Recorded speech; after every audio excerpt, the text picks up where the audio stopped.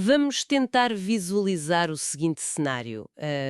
Que quem nos ouve pode fechar os olhos e imaginar isto. Estamos num restaurante típico, uma daquelas tascas genuínas, algures nos arredores do Porto. Aquelas com toalhas de papel na mesa.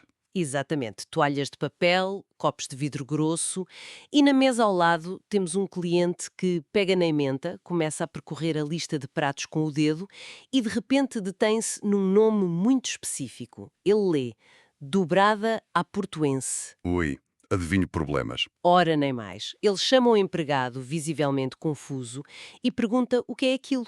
O empregado, muito calmo e pragmático, tenta acalmar os ânimos e explica que, pronto, dobrada são tripas. O que tecnicamente é verdade. É verdade, sim, mas de repente o cliente bate com o punho na mesa com uma força que... Que faz tremer os copos todos na sala. Exatamente. Os copos tremem, os talheres saltam, o homem fica vermelho de raiva e começa a gritar que o portuense, que o portuense não se dobra, que o portuense é firme, é teso, é direito. Uma crise de identidade no meio do almoço. Pois é, e ele remata aos berros para a sala inteira ouvir uma frase mítica. Grita: tripas, tripas, tripas. É fantástico. Essa é daquelas imagens que capta na perfeição a temperatura emocional de uma cidade, não é? Não é apenas uma birra de restaurante sobre o que está ali no prato, é uma autêntica declaração de guerra identitária através da gastronomia. E é exatamente por aí que vamos arrancar com a nossa análise de hoje. Olá e bem-vindos a mais um Mergulho Profundo. Eu sou a vossa anfitriã e, como sempre, estou aqui bem acompanhada para desbravar um tema incrível. Hoje temos em mãos um material de base fascinante, extraído do blog Porto de Antanho. Um trabalho super minucioso, assinado pelo Américo Conceição e pelo Simão Gomes. É um texto brilhante. É mesmo. E o título que eles propõem lá no blog levanta uma questão que parece super inofensiva à primeira vista. Eles perguntam onde se comiam, no Porto, as melhores tripas, no ano de 1957. Parece apenas um guia turístico antigo. Pois parece, mas a nossa missão nesta sessão não é de todo fazer uma mera rota culinária de meados do século XX. O que nós vamos fazer hoje é descodificar como é que um prato feito literalmente do que sobra, Das miudezas que mais ninguém quer. exato, como é que isso se transformou no símbolo máximo e intocável da identidade de uma cidade. Vamos cruzar lendas épicas de marinheiros, quesílias literárias do século XIX, esta tensão linguística que acabamos de ilustrar e até competições internacionais. O que torna este mergulho tão rico é que, normalmente, a história das nações ou das grandes cidades costuma ser ensinada de uma forma muito higienizada. Mostram-nos os tratados de paz, os reis, as grandes batalhas. As estátuas a andar de cavalo. Claro, as estátuas equestres em bronze, mas a sociologia urbana mostra-nos uma coisa diferente. Mostra que o carácter de uma população se forja muitas vezes na escassez, naquilo que as pessoas são forçadas a comer quando simplesmente não há mais nada na despensa. E o facto de os autores do artigo se focarem na década de 50 é crucial, Porquê os anos 50? porque foi o momento exato em que a glória marginal deste prato, que veio do povo, encontrou finalmente o palco mundial. Mas, para compreender como é que lá chegamos em 1957, temos de escavar bem mais fundo. Temos de ir à fundação do mito. Vamos a isso. O tal mito de origem do nome tripeiros. O texto do blog leva-nos numa viagem no tempo até ao ano de 1415. A famosa epopeia dos descobrimentos. Sim, o infante Dom Henrique precisa desesperadamente de uma frota naval para a expedição militar que culminaria na conquista de Ceuta. O povo do Porto atira-se ao trabalho de forma impressionante nas margens do Douro. Uma mobilização total da cidade. Total. Sob a liderança do mestre Vaz, que era o encarregado dos estaleiros, constroem-se 20 naus e 7 galés num instante. É um esforço industrial brutal para a época. E é aqui que a narrativa se torna lendária. E bem épica. Muito épica, porque quando o infante Dom Henrique aparece para inspecionar os trabalhos e diz que precisa de ainda mais sacrifícios da população, o tal mestre Vaz faz uma promessa inacreditável. Ele garante, de peito feito, que a cidade do Porto faria o mesmo que tinha feito 30 anos antes, durante os confrontos com Castela. E qual era a promessa? A promessa era simples, mas muito drástica. Todo o gado abatido na cidade seria limpo e a carne de qualidade, os bifes, os grandes cortes, seriam todos salgados e enviados para abastecer os marinheiros e os soldados da armada nas embarcações. E para quem ficava em terra construir os barcos? Aí é que está. O que ficasse em terra, ou seja, as entranhas, as vísceras, as tripas, seria a única fonte de proteína para o povo. Eles abdicavam do melhor e ficavam com as sobras para alimentar a máquina de guerra. Bem, espera aí. Eu olho para essa história e confesso que o meu alarme de ceticismo dispara logo aos gritos. É muito perfeitinha, não é? É demasiado perfeita. Uma cidade inteira que abdica de 100% da sua carne limpa, de livre e espontânea vontade, para entregar a uma armada militar. Isto só de forma incrivelmente conveniente a propaganda nacionalista, tipo um conto de fadas bélico. Os historiadores engolem realmente esta versão. Epá, os historiadores mais pragmáticos reviram os olhos a essa narrativa. E com muita razão. Eles levantam hipóteses muito menos heroicas e bem mais práticas. Eu calculava. Qual é a alternativa? A teoria alternativa mais forte recua muitos séculos, até a presença dos povos suevos. As tribos germânicas. Exatamente, tribos germânicas que se fixaram ali na região norte e que construíram, por exemplo, a igreja de Sedofeita no Porto. Ora bem, essas populações já dominavam técnicas de aproveitamento total dos animais. Caro, do focinho ao rabo, como se costuma dizer. Nem mais, eles cozinhavam e preservavam essas partes menos nobres por pura necessidade de sobrevivência. Isto muito antes do infante Dom Henrique sequer sonhar em ter frotas e ir para Ceuta. Portanto, a tripa seria apenas, digamos, o fast food medieval de quem precisava de calorias baratas e consistentes, sem qualquer heroísmo associado. Apenas malta a tentar não passar fome. Basicamente sim. Mas o que me intriga no meio disto tudo é a capacidade de sobrevivência da lenda de 1415. É como se fosse a história de origem de um super-herói, mas para uma cidade inteira. É uma excelente comparação. E a cidade levou isto tão a peito que, repara, em 1960, o escultor Lagoa Henriques inaugurou um monumento gigante no Jardim do Ouro, no Porto, dedicado precisamente aos construtores das naus. Sim, o famoso monumento com o carpinteiro e o mestre construtor. Exato, mas a melhor parte é que também lá está um açougueiro com a rede esfolada nas mãos. Ou seja, eternizaram em bronze o mito da carne doada. Como é que isto se explica? Explica-se porque o mito vence quase sempre a história factual quando tem uma utilidade sociológica. Durante séculos, e depois particularmente apropriada pelo Estado Novo ali na década de 60 para reforçar esta ideia de sacrifício pelo Império, a lenda serviu um propósito fortíssimo. Serve para justificar quem nós somos hoje. É isso mesmo. Os mitos fundacionais não servem propriamente para documentar o passado, servem para criar a identidade no presente. A ideia de que nós damos a carne pela pátria e fazemos um banquete glorioso com as tripas incuta um orgulho gigantesco na resiliência daquelas pessoas. Faz todo o sentido. Ou seja, independentemente de serem os suevos ou os sacrifícios da armada militar, a cidade escolhe abraçar a escassez. Escolhe as cicatrizes da fome em vez das medalhas de ouro para se definir. E assumem o nome tripeiros como uma honra enorme. Mas é aqui que a nossa narrativa bate numa parede bastante dura. Porque o artigo mostra-nos que o tempo avança, chegamos ao século XIX e a cidade do Porto muda, industrializa-se, cria muita riqueza e a burguesia portuense começa a viajar pela Europa. Começa a ganhar aquele gosto chique cosmopolita. E de repente, aquele prato de resistência popular, aquela panela que unia os heróis dos estaleiros, torna-se uma fonte de vergonha para estas novas elites cheias de aspirações. É o choque clássico que vemos em tantas culturas. A tradição crua e suja a bater de frente com a modernidade importada e sofisticada. As fontes deste blog trazem à tona uma figura fascinante para ilustrar isto mesmo. Um senhor chamado Ernesto Chardron. Aí o Chardron é uma personagem inacreditável nesta história. Completamente. Falamos de um cidadão francês, nascido ali por volta de 1840, que se instala no Porto e tira a sorte grande na lotaria. Fica riquíssimo.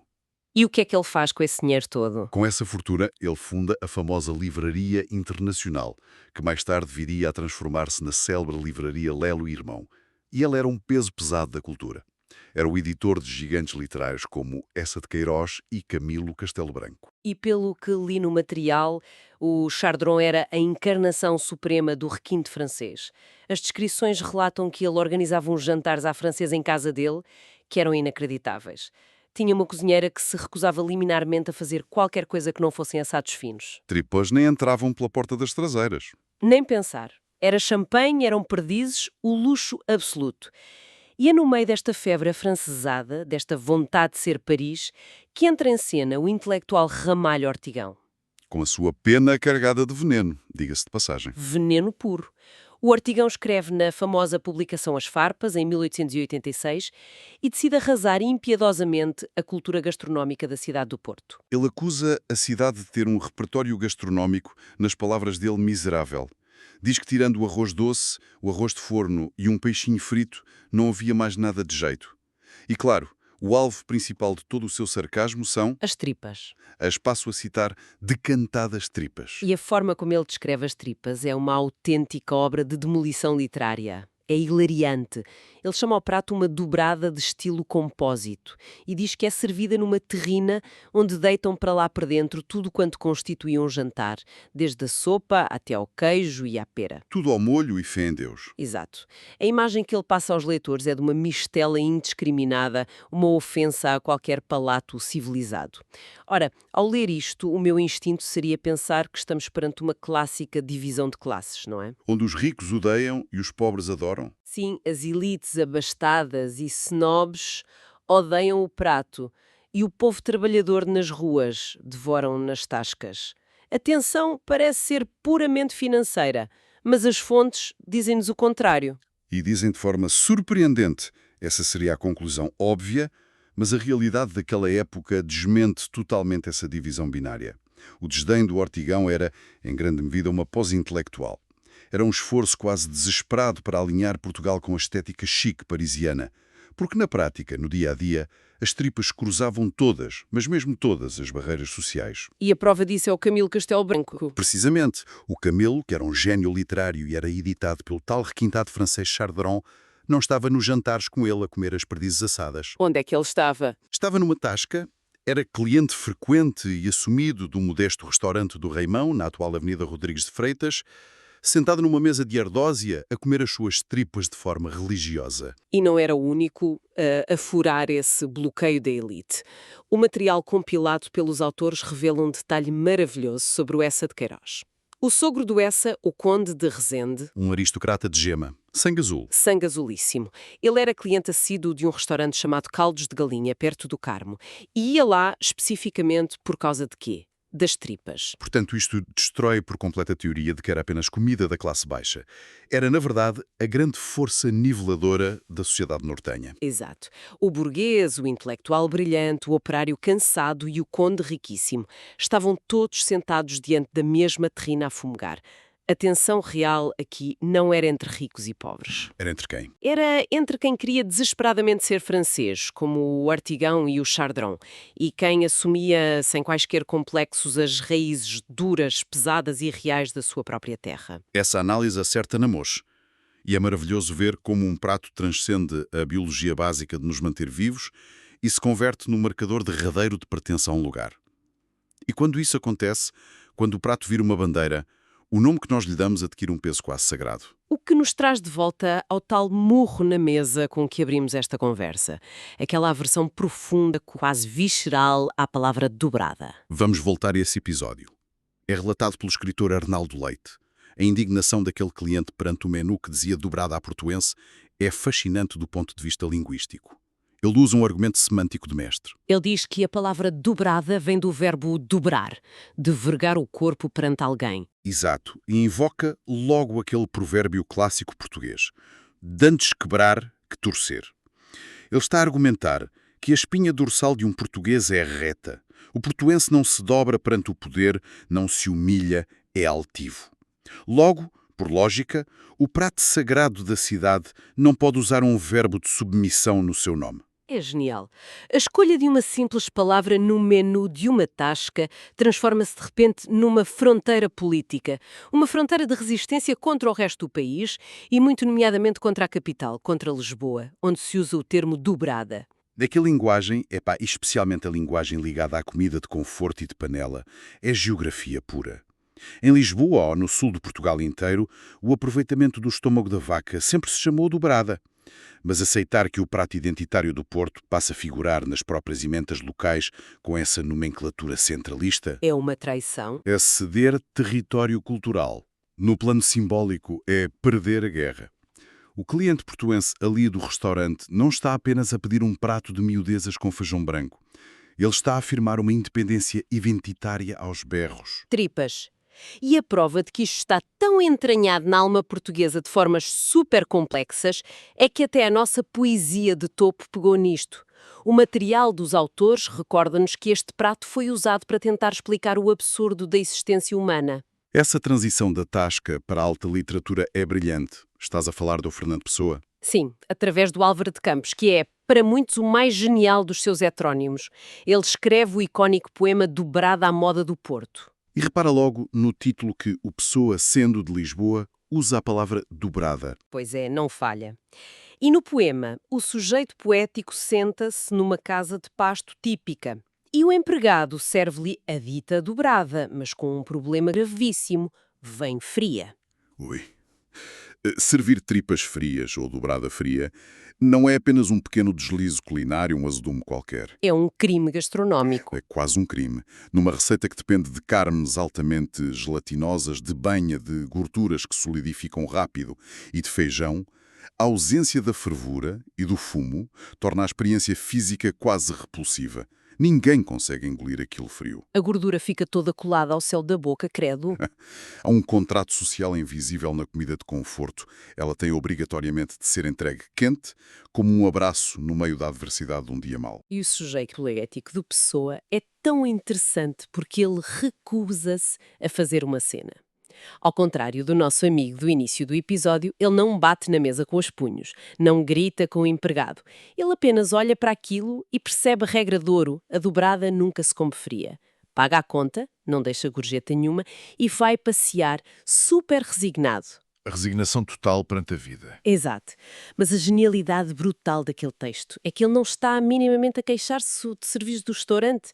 Ele está a usar aquele naco de carne gorda, fria e intragável como uma metáfora suprema para o desengano amoroso. Pedi amor e trouxeram-me dobrada à moda do Porto Fria. É de arrasar o coração. Quando as regras mais básicas do conforto falham, quando a pessoa ou o prato que te devia aquecer a alma num dia miserável te é tirado com frieza e indiferença, é como se todo o universo falhasse naquele segundo. É um uso brilhante da cultura popular, o que demonstra perfeitamente que, já nas primeiras décadas do século XX, as tripas não eram apenas uma lenda perdida lá do século XV ou um motivo de debate elitista de 800. Já estavam embrenhadas na mente de toda a gente. Sim, cimentadas na literatura, na psicologia coletiva e, lá está, na cultura pop emergente da altura. Porque os registros deste blog indicam um detalhe fantástico. Em 1913, houve um sucesso imenso com uma peça de teatro de revista chamada Hoje há Tripas. Da autoria do Heitor Campos Monteiro e do Artur Cunha Araújo. Isso mesmo, o prato era agora a grande estrela pop do palco e das ruas. E essa escalada mediática leva-nos por fim à tal era de ouro que motivou a pesquisa central do artigo. Chegamos à década de 50, mais especificamente ao ano de 1957, porque é neste momento exato que o prato passa de um simples herói local e salta para o estatuto de estrela global. Com uma ironia poética à mistura. Uma ironia tão grande que eu acho que nem o melhor guionista de Hollywood conseguiria inventar isto. O palco desta consagração mundial foi a cidade de Caen, em França. A ironia começa logo no país. Pois, começa. Eles organizam um concurso internacional destinado a coroar nada mais, nada menos que as melhores tripas do mundo.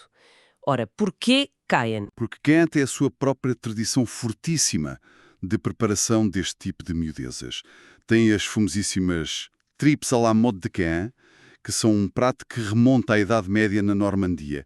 Portanto, organizar um campeonato mundial de tripas ali, no quintal deles... É como organizar um torneio de futebol no Brasil.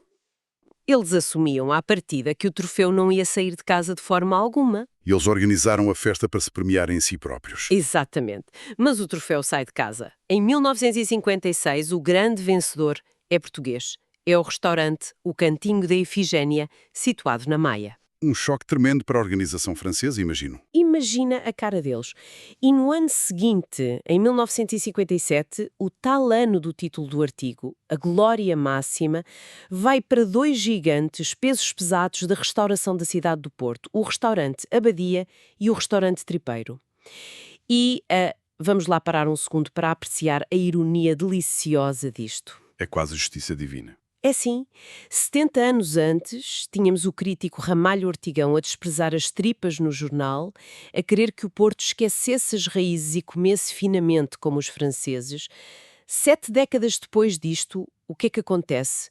Um júri na própria França, no altar sagrado da alta gastronomia que o Ortigão tanto idolatrava, senta-se, prova as tripas do Porto e curva-se perante elas. Dando-lhes a medalha de ouro. É poético, é o derradeiro toma lá. É o fecho perfeito de um longo ciclo cultural.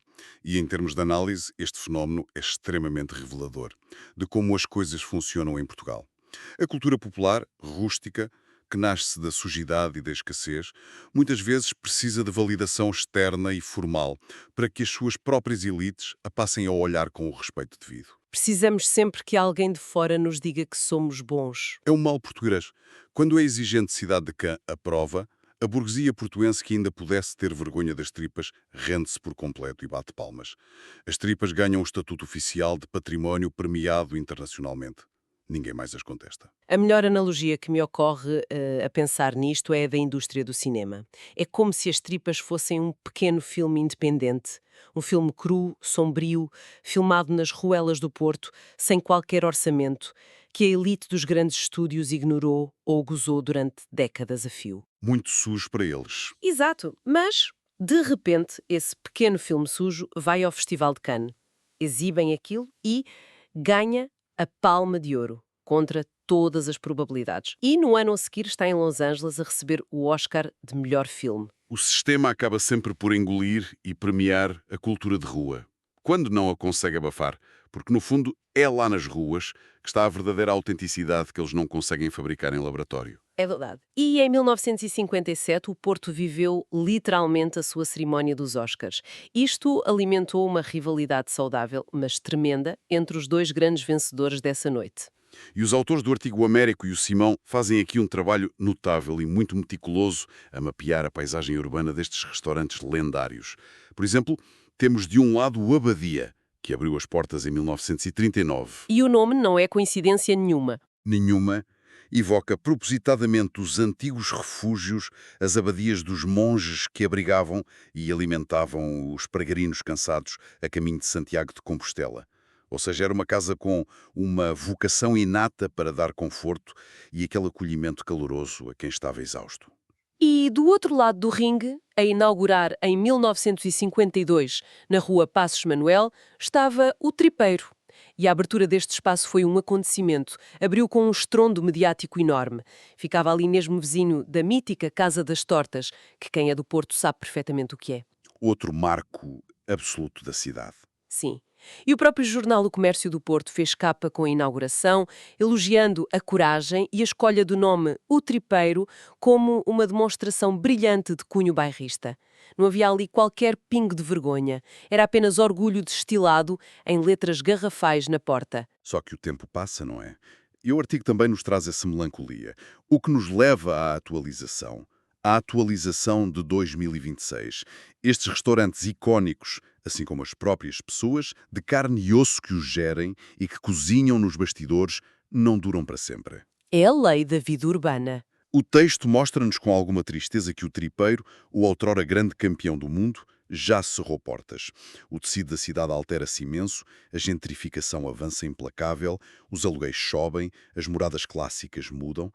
Mas o Abadia, por sua vez, resiste estoicamente no seu lugar de sempre. Uma autêntica âncora. E entretanto, porque a natureza não gosta de vazios, surgem os novos guardiões desta tocha olímpica, digamos assim, feita de enchidos e de feijão branco. O material refere que o restaurante Pombeiro começou recentemente a dominar os concursos mais modernos associados às festas populares do São João, mantendo esta matriz super tradicional bem viva. Sem inventar muito. Sem espurmas nem esferificações. E, a liderar o pelotão da excelência técnica nos dias de hoje, os autores colocam de forma taxativa e sem hesitar o restaurante O Gaveto, em Matosinhos. Uma instituição. Portanto, as moradas vão mudando com os séculos. Passamos da mesa do Reimão, no século XIX, para as salas refinadas do Gaveto, no século XXI. Mas a tal tocha, o prato em si, continua acesa e idêntica. Os restaurantes parecem atuar quase como embaixadas oficiais de uma nação.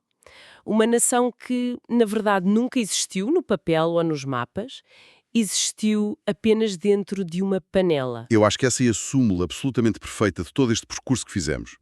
E é bom que quem nos acompanhou perceba que nós não exploramos aqui, em momento algum, uma receita culinária. Não ensinámos a cozinhar. Não falámos sequer das proporções corretas de cominhos ou de qual é a melhor qualidade de mão de vitela para engrossar o molho. O que nós dissecámos hoje foi a biografia sociológica completa de uma comunidade. Desde o século XV, Exato.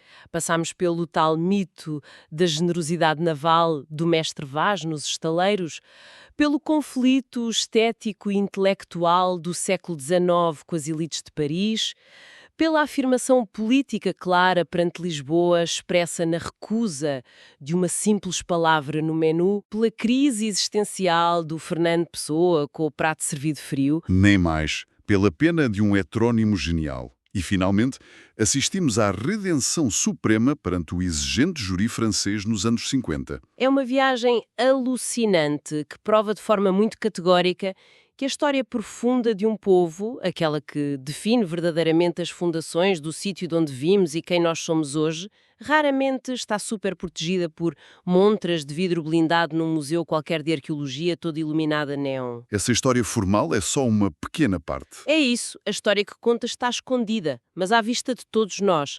Pode estar literalmente sentada na mesa manchada de vinho da tasca da vossa esquina, ou escondida no prato mais barato e humilde que nós tantas vezes ignoramos na ementa. É comida como cápsula do tempo. E por isso fica a sugestão para quem nos acompanha nesta análise, onde quer que vivam, seja no Porto, no Algarve, no Brasil ou noutro país qualquer.